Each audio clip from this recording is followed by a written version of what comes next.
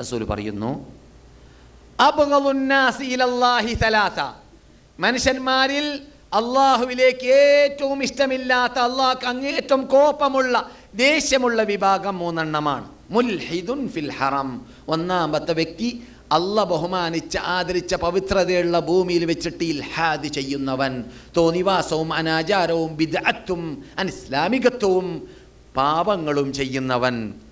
അതുപോലെ തന്നെ രണ്ടാമത്തവൻ ഓ മുബ്തഗിൻ ഫിൽ ഇസ്ലാമി സുന്നത്തൽ ജാഹിലിയ്യ, അനിസ്ലാമിക കാലഘട്ടമാകുന്ന ജാഹിലിയ്യ കാലഘട്ടത്തിലുള്ളതായ ആചാരം ഈ ഇസ്ലാമിലേക്ക് കൊണ്ടുവരുന്നവൻ, അതിൽ ചെയ്യുന്നവൻ, ബിദ്അത്ത് ചെയ്യുന്നവൻ, അനാചാരം ചെയ്യുന്നവൻ.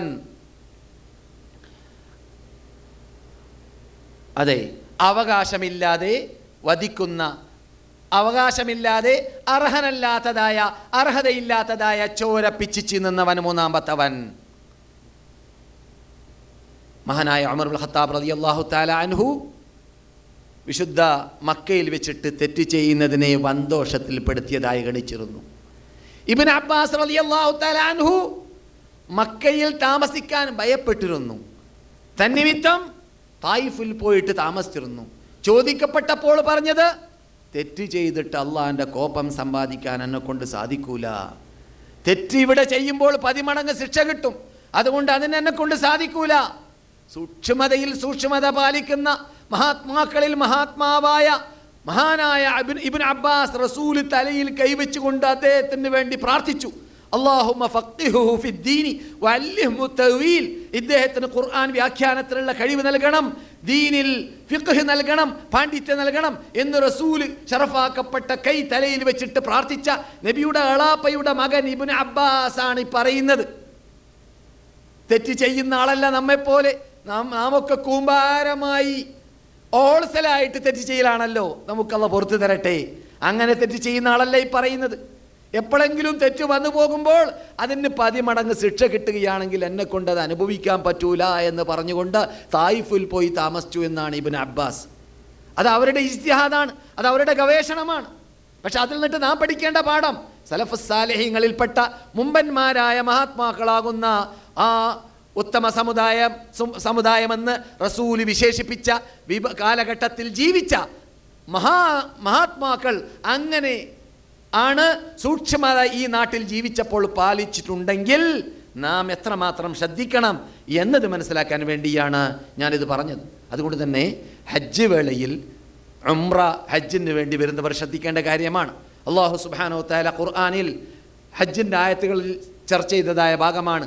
ഫമൻ ഫറദ ഫീഹിന്നൽ ഹജ്ജ, ഒരാൾ ഹജ്ജ് ചെയ്യാൻ തീരുമാനിച്ച് പുണ്യഭൂമിയിലേക്ക് ആ പുണ്യമാസങ്ങളിൽ എത്തിക്കഴിഞ്ഞാൽ ഫലാ റഫത വലാ ഫുസൂഖ വലാ ജിദാല ഫിൽ ഹജ്ജ്, അവര് തോന്നിവാസമോ അനാചാരമോ അക്രമമോ അനീതിയോ ഫിസ്കോ അനിസ്ലാമികത്വമോ എന്ന പേരിൽ പറയപ്പെടുന്ന ഒരു മുസ്ലിം ചെയ്യാൻ പാടില്ലാത്തതായ ഏത് പാപവും അരുത് അരുത് അരുത്. തർക്കിക്കുക പോലും അരുത്, ഗ്രൂപ്പീസം ഉണ്ടാക്കുക പോലും അരുത്, ഭിന്നിപ്പുണ്ടാക്കുക പോലും അരുത്. ഇതൊക്കെ ജീവിതത്തിൽ ഒരു പ്രാവശ്യം മാത്രമാണ് മക്കയിലേക്ക് വരൽ നിർബന്ധം ഒരു മുസ്ലിമിന്. ജീവിതത്തിൽ ഒരു പ്രാവശ്യം, അതും സാമ്പത്തിക ശേഷി ഉണ്ടെങ്കിലും വഴി ക്ലിയറാണെങ്കിലും ശാരീരിക ശേഷി ഉണ്ടെങ്കിലും അല്ലേ, അങ്ങനെയുള്ളതായ വ്യക്തി ജീവിതത്തിലൊരു പ്രാവശ്യം ഏതാനും മാസങ്ങൾക്ക്, ഈ കാലഘട്ടങ്ങളിലൊക്കെ മാസങ്ങളില്ല, ഒരു മാസം തന്നെ പൂർത്തിയാകുന്നില്ല തീർത്ഥാടനത്തിന് വേണ്ടി ഉപയോഗിക്കുന്ന ദിവസങ്ങൾ, അത്രയും പരിമിതമായ ടൈമിലേക്ക് വരുന്നവരോട് പറയുകയാണ്, നിങ്ങൾ എന്ത് ചെയ്യരുത്, ഈ പുണ്യഭൂമിയിലേക്ക് എത്തിയാൽ തോന്നിവാസമോ അനാചാരമോ അക്രമമോ ഏഷണിയോ ഭീഷണിയോ പരദൂഷണമോ ഗീബത്തോ നമീമത്തോ കണ്ണുകൊണ്ട് കാതുകൊണ്ട് ഹൃദയം കൊണ്ട് കൈ കൊണ്ട് ശരീരത്തിൻ്റെ ഏത് അവയവം കൊണ്ട് ഒരു മുസ്ലിം ചെയ്യാൻ പാടില്ലാത്ത ഒന്നും തന്നെ ഇവിടെ വെച്ച് അരുത്, ഭിന്നിപ്പ് പോലും അരുത് എന്ന് അള്ളാഹു പറയുമ്പോൾ ഇവിടെ സ്ഥിരമായി താമസിക്കുന്നവരോടും എന്നൊന്നും ഈ നാടുമായി ബന്ധപ്പെട്ട് ജീവിക്കുന്നവരോടും എന്തായിരിക്കും അള്ളാഹ്ക്ക് പറയാനുണ്ടായിരിക്കുക എന്നത് പറഞ്ഞറിയിക്കേണ്ടതില്ല, ശ്രദ്ധിക്കേണ്ട കാര്യമാണ്. ജീവിതത്തിൽ ഒരു പ്രാവശ്യം മാത്രം വരാൻ വേണ്ടി അള്ളാഹു കൽപ്പിക്കുന്നവരോട് പറഞ്ഞ ആ ശൈലിയിൽ നിന്നിട്ട് നമുക്ക് എന്നിട്ട് അവസാനം അള്ളാഹ് പറയുകയാണ്, വമാ തഫ്അലൂ മിൻ ഖൈരിൻ യഅലമുഹുല്ലാഹ്, തീർത്ഥാടകരെ നിങ്ങൾ ചെയ്യുന്ന സർവ്വ നന്മയും കൃത്യമായി അള്ളാഹു അറിയുന്നുണ്ട്. അതുകൊണ്ട് നിങ്ങൾ തെറ്റ് ചെയ്താൽ അള്ളാഹിൻ്റെ ശ്രദ്ധയിൽ പെടാതെ വന്നു പോകുന്നില്ല എന്നത് അള്ളാഹ് അവിടെ പറഞ്ഞില്ല. കാരണം തെറ്റ് നിങ്ങൾ ചെയ്യരുത്, എനിക്ക് ഇഷ്ടമില്ലാത്ത കാര്യമാണ്, നിങ്ങൾ നന്മയെ ചെയ്യാവൂ എന്നതുകൊണ്ട് നിങ്ങൾ ചെയ്യുന്ന നന്മകൾ അറിയുന്നുണ്ട് എന്ന് പറഞ്ഞല്ലാതെ തിന്മകളിലേക്ക് സൂചന പോലും അവിടെ ചെയ്തില്ല, ഇഷ്ടമില്ലാത്തത് കൊണ്ട്. പക്ഷേ നിങ്ങൾ ചെയ്യുന്നതായ ചെറുതും വലുതുമായ സർവ്വ നന്മയും അള്ളാഹു അറിയുന്നുണ്ട്. അതുകൊണ്ട് തസവ്വദു, നിങ്ങൾ സമ്പാദിക്കണം. ഇവിടെ ഏറ്റവും ഉത്തമമായ സമ്പാദ്യം പുണ്യഭൂമിയിലൂടെ അത് തഖ്വയാണ് എന്ന് പറഞ്ഞുകൊണ്ടാണ് ആ ആയത്ത് സമാപിച്ചത്. അത് തീർത്ഥാടകരും ഹജ്ജിന് വേണ്ടി വരുന്നവരും ഉംറയ്ക്ക് വേണ്ടി വരുന്നവരും ശ്രദ്ധിക്കേണ്ട ഭാഗവും ആണ്. അതെ സഹോദരന്മാരെ, സഹോദരികളെ, ശ്രോതാക്കളെ, ഇവിടെ യുദ്ധം പാടില്ല, ചോര ചീന്താൻ പാടില്ല, താമസിക്കുന്നവരെ ദ്രോഹിക്കാൻ പാടില്ല.